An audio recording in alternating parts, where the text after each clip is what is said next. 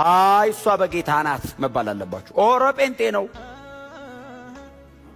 አክራሪ ነው ተባሉ። እስቲ አክራሪ ድርቅ ያለ ጴንጤ ሻራ ይገርማል። እሱ ለስላሳ ነው ብትወስደውም ችግር እግዚአብሔር ይገስጸው።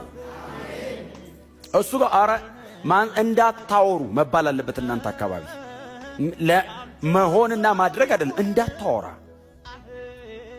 እንደዚህ አይነት በእውነት ማንም የፈለገውን ይበላችሁ፣ የጌታ ሁኑ። ማንም እኔ ኢየሱስ ብየው ሰው ካልወደደኝ ድሮም አይወደኝ።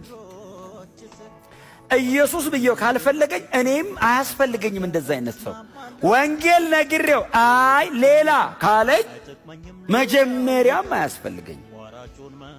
ያለ ወንጌል እስቲ እንሞክረው ይባላል። ትተ ከፈለክና ካልሆነ አይሆን።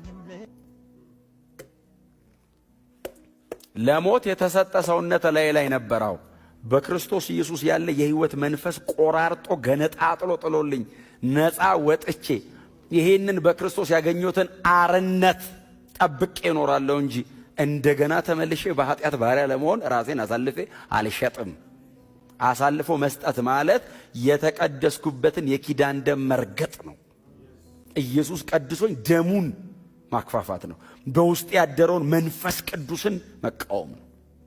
ኃጢአት ማለት እኮ ነው አጌንስት ጋድ መሆን እኮ ነው አይደል? ሃማርቲያ ዲስኦቢዲየንስ፣ አለመታዘዝ፣ አላማን መሳት፣ እግዚአብሔር በዚህ በኩል ይዲያል አይ በዚህ ጋር ማለት እኮ ነው። አጌንስት ጋድ መቆም ማለት ነው ኃጢአት።